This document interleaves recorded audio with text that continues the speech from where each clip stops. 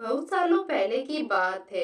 एक गांव में सभी लोग खुशहाली से अपना जीवन व्यतीत कर रहे थे। गांव के अधिकतर लोग खेती का काम किया करते थे। गांव के किसान अपने खेतों में बहुत सारी अलग अलग तरह की फसलें उगाते थे। तो कोई सब्जियां और फल बेचा करता था। सभी गांववासी अपने अपने कामों में व्यस्त रहते थे। गांव का सरपंच भी बहुत अच्छा था। यदि गांव के किसी सदस्य को कोई समस्या होती तो सरपंच बड़ी चतुराई से सुलझा देता था। गांव के सभी लोग बहुत खुश थे। गांव के पास में ही एक बहुत घना जंगल था। जंगल बहुत खतरनाक था। वहाँ पर बहुत सारे खतरनाक और राक्षसी जानवर रहते थे।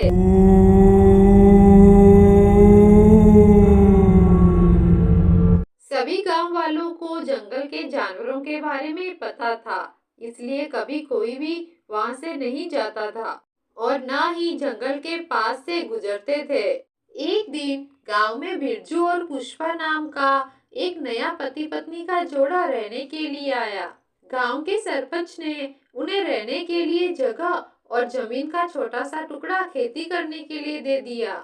अब वे दोनों हंसी खुशी उस गांव में बस गए। जल्दी ही उनकी गांव के बाकी लोगों के साथ अच्छे से बनने लगी और ऐसे ही समय निकलता जा रहा था। एक दिन पुष्पा के घर पर चूल्हा जलाने की लकड़ियां खत्म हो गई। चूल्हा जलाने की लकड़ियां खत्म हो गई है। खाना कैसे बनाऊं? आसपास भी देखा मगर लकड़ियां नहीं मिली। गांव के पास में ही एक जंगल है। वहाँ पर बहुत सारी लकड़ियाँ मिल जाएगी। मैं अभी लेकर आता हूँ। नहीं जी, वहाँ पर मत जाइए। मैंने गांव की औरतों को बातें करते सुना है कि वहाँ पर बहुत सारे खतरनाक जानवर रहते हैं। वह लोगों को खा जाते हैं। एक तरीके से राक्षस रहते हैं वहाँ पर। मुझे लगता है लोगों ने अफवाह फैला रखी है ताकि कोई पेड़ ना काटे। तुम चिंता मत करो, मैं अभी लकड़ियाँ लेकर आता हूँ। बिरजू लकड़ियां काटने जंगल की तरफ चला जाता है। जंगल में जाकर बिरजू सूखी लकड़ियां काटने लगता है।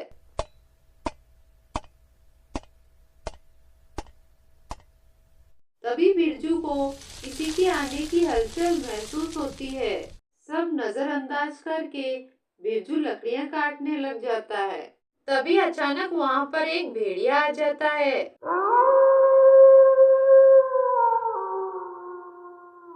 भेड़िए को देखकर बिरजू बहुत डर जाता है। भेड़िया? अरे बाप रे, ये तो मुझे खा ही जाएगा।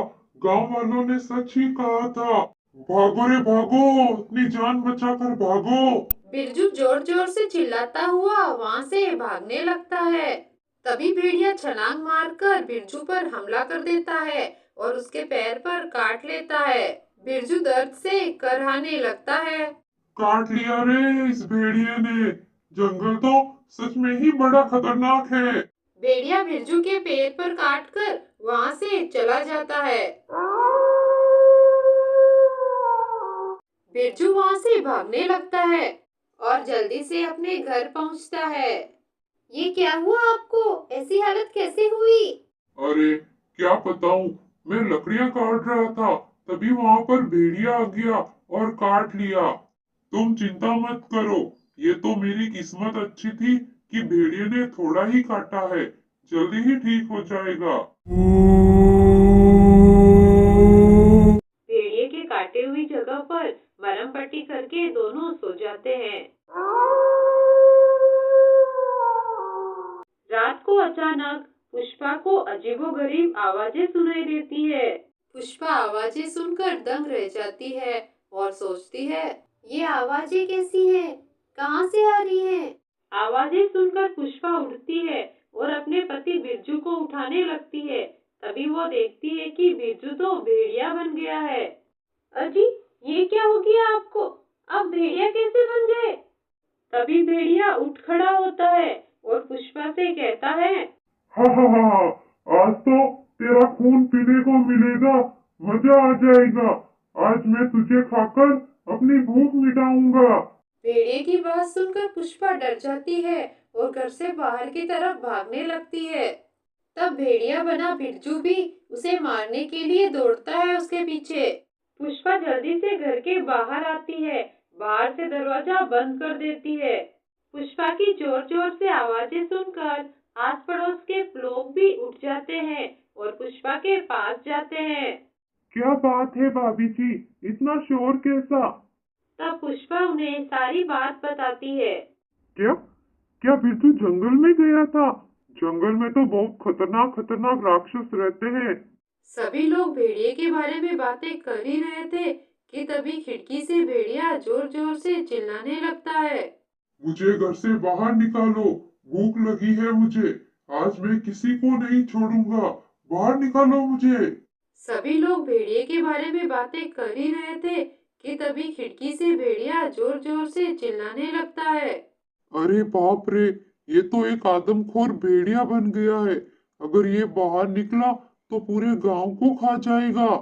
रामलाल और मदन पूरी रात बिरजू के घर के बाहर पहरा देते हैं ताकि भेड़िया घर से बाहर ना निकल सके और वे सुबह का इंतजार करते हैं। सुबह होते ही बिरजू पहले के जैसे ठीक हो गया। गांव वालों ने बिरजू को घेर लिया, लेकिन बिरजू के कुछ समझ में नहीं आ रहा था कि आखिर हो क्या रहा है, क्योंकि रात को क्या हुआ यह बात बिरजू को याद नहीं थी। तभी बिरजू की पत्नी बिरजू के पास आती है और सारी घटना विस्तार से बताती है। सारी घटना जानकर तो बिरजू के पैरों तले से जमीन ही खिसक जाती है। जैसे ही रात होती है बिरजू फिर से भेड़िया बन जाता है और पूरे गांव में फिरता रहता है। बिरजू के डर से सभी गांव वाले अपने अपने घरों में छुप जाते हैं। तभी वहाँ पर एक तांत्रिक आ जाते हैं। तांत्रिक जल्दी से भेड़िए के गले में एक चमत्कारी माला डाल देते हैं। भेड़िए के गले में माला पड़ते ही बिरजू अपने असली रूप में आ जाता है। तांत्रिक बिरजू और गांव वालों से कहता है, जब तक बिरजू के गले में यह माला है तब तक भेड़िया इसके शरीर में प्रवेश नहीं कर सकता। बिरजू को पूरी तरीके से भेड़िए के चंगुल से छुड़ाने के लिए हमें जल्दी से जल्दी जंगल में जाकर बिरजू के खून की कुछ बूंदे वहाँ पर गिरानी होगी। तांत्रिक बिरजू के साथ मिलकर जंगल में एक पूजा करता है और बिरजू के खून की कुछ बूंदे जंगल में गिरा देता है और अब बिरजू एकदम ठीक हो जाता है। अब गांव का कोई भी व्यक्ति उस जंगल के पास नहीं जाता है। कहानी को लाइक, शेयर और सब्सक्राइब जरूर करें।